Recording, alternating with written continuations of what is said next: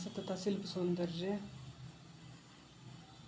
अब तक आप अनेक कविताएं पढ़ चुके हैं, लेकिन भाषा की दृष्टि से इस कविता में आपको क्या विशेषता या अलग बात नज़र आई? जी हाँ, इसमें आपने जितनी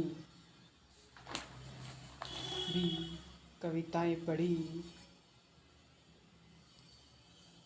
उनमें कुछ शब्द ऐसे आए होंगे जिनका अर्थ देखने के लिए कोश का सहारा लेना पड़ा होगा। क्या इस कविता में ऐसा एक भी शब्द ढूंढा जा सकता है जो कठिन हो? इसलिए नहीं, किसी की भाषा पूरी तरह से सामान्य बोलचाल की भाषा है, इसलिए शब्दार्थ के स्तर में इसे समझने में कठिनाई नहीं होती।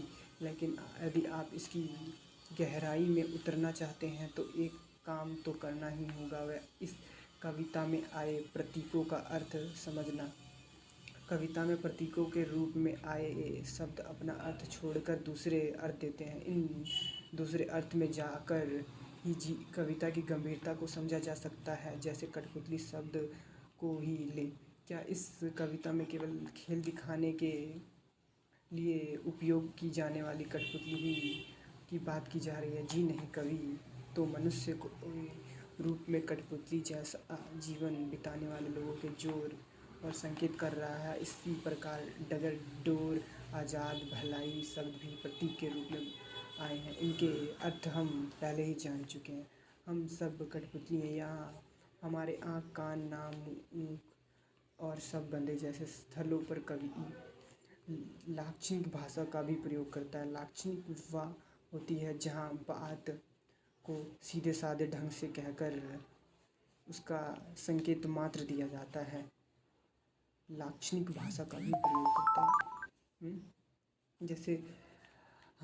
जैसे सभी मुहावरों में लाक्षणिकता होती है। मनुष्य कविता कठपुतली नहीं होता, बल्कि कठपुतली जैसा पराधीन जीवन व्यतीत करता है, इसलिए उसके इस अभिव्यक्ति का उपयोग किया गया है।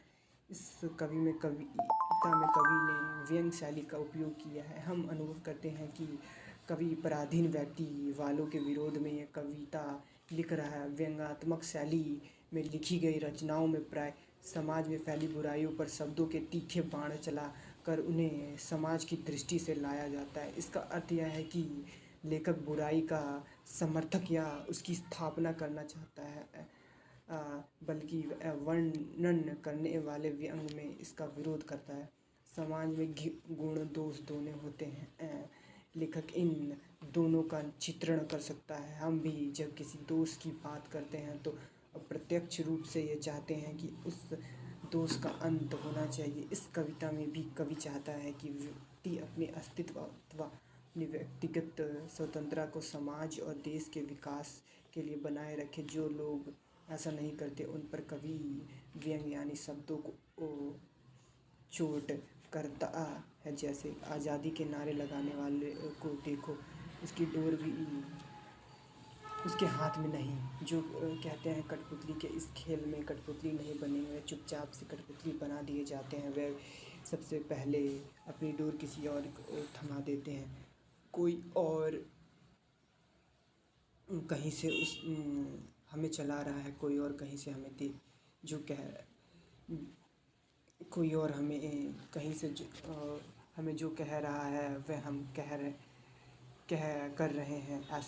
ऐसे हम आज़ाद हैं? नहीं ना।